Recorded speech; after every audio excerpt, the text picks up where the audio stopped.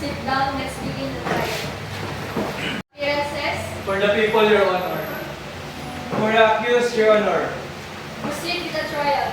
Prosecution, who is your first witness? The victim herself, Miss Dylan Cabo, Your Honor. Is she ready? Yes, Your Honor. Call the witness. May I call Miss Dylan Cabo to come to the witness stand?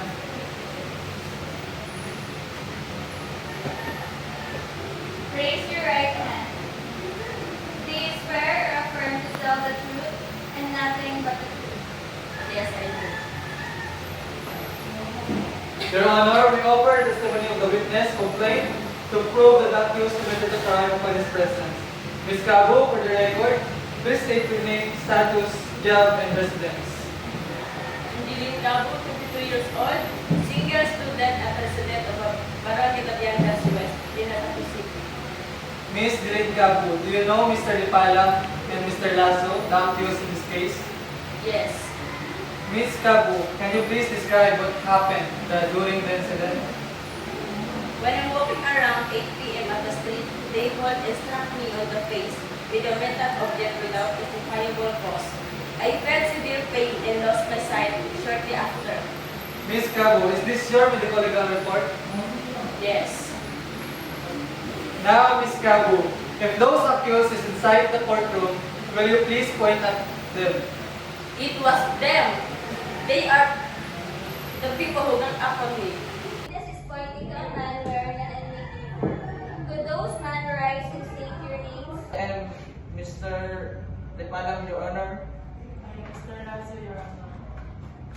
No more further question, Your Honor. Friends, do you have any question for cross-examination? Yes, Your Honor. Miss Dylan Cabo, you said they got up on you during 8 p.m. in the street, right? Yes. You did not actually see who struck on you, correct? Yes. But I recognized their voice and recognized them before everything went down. I see. That's all, Your Honor. Luther, do you have any redirect? No, Your Honor. May I call our second witness, Your Honor? Call your witness, counsel. Our second witness, Your Honor, is Dr. Chloe Gubot, the NBI Medical Legal Officer who conducted examination of the victim in the morning following the incident. You are the witness. Raise your right hand. Do you swear to tell the truth, the whole truth, and nothing but the truth in this hearing? Yes, I do.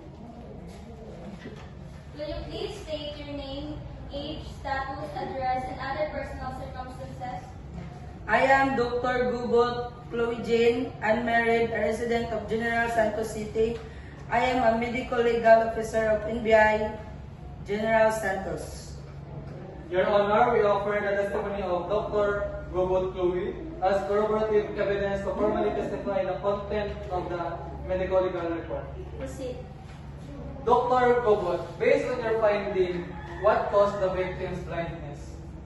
The trauma caused severe optic nerve damage. The injury is permanent. So, the injuries are consistent with being struck by a hard object? Absolutely. No more question, Your Honor. Any cross-examination from the defense? Yes, Your Honor.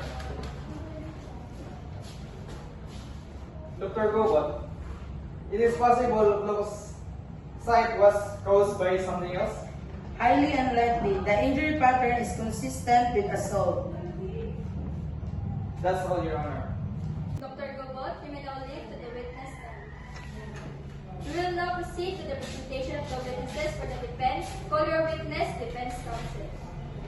For our witness, Your Honor, we would like to call one of our accused in our witness stand.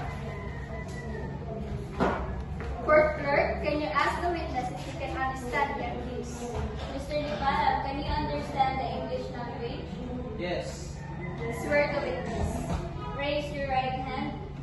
Do you swear to tell the truth, the whole truth, and nothing but the truth in this hearing? Yes, I do.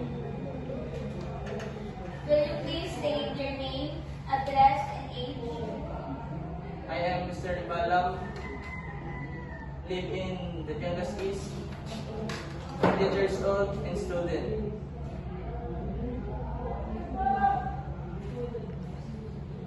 Mr. Lipala, did you intend to harm the victim? No, Your Honor.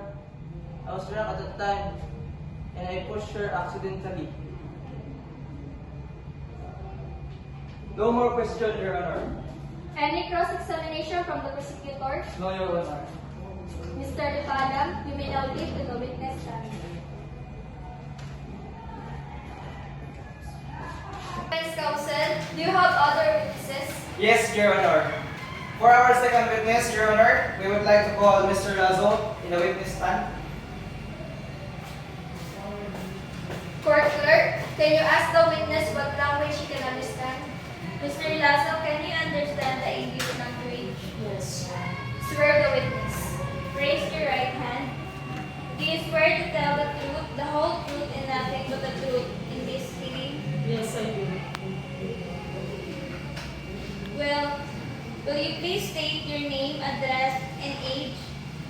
I am Mr. Lazo, resident at Barangay Tejabas East, 25 years old and student. Mr. Lazo, did you really gang up the victim and that you doing during the incident? No, Your Honor. I was drunk at that time and slept at the table during the incident. No more question, Your Honor. Any cross-examination from the prosecutor? No, Your Honor. State your closing arguments. Your Honor, the victim is permanently blind. The evidence proves intentional assault. We ask for a conviction. Your Honor, there is no proof of intent. The accused was intoxicated. We ask for acquittal due to reasonable doubt. Does the defense have other witnesses in the courtroom? None, Your Honor. Are there no more evidences to be presented both parties? None, Your Honor. For the prosecution. None, Your Honor, for the defense. Order for this case. The prosecution and defense have already presented all of their respective witnesses and that they manifested their intention to rest this case. So ordered.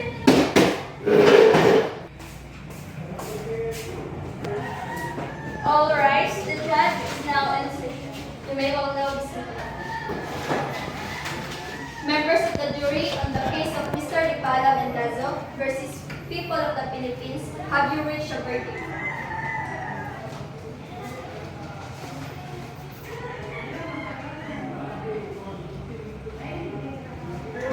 All rise.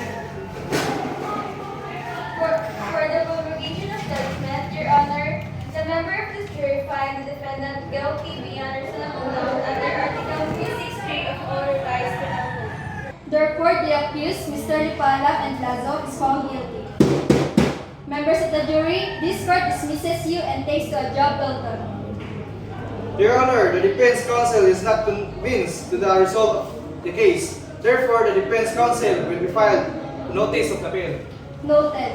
Defense counsel filed a notice of appeal, therefore the case will be passed and reviewed by the regional trial court. This court is hereby adjourned.